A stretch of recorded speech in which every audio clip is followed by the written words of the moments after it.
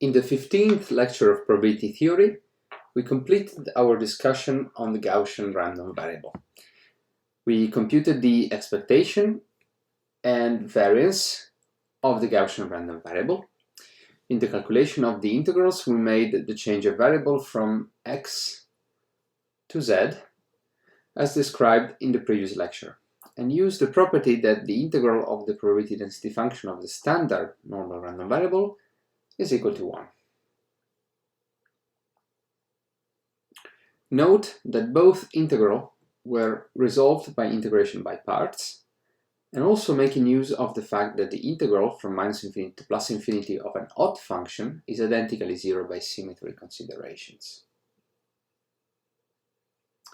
Finally, we discuss the Gaussian approximation of the binomial random variable, also known as the De Moivre-Laplace theorem.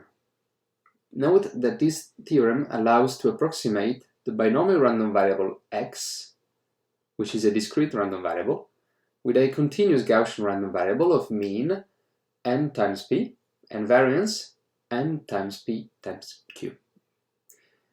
This approximation works well when n is large and can be further corrected by computing the cumulative function at the point k plus 1/2 value.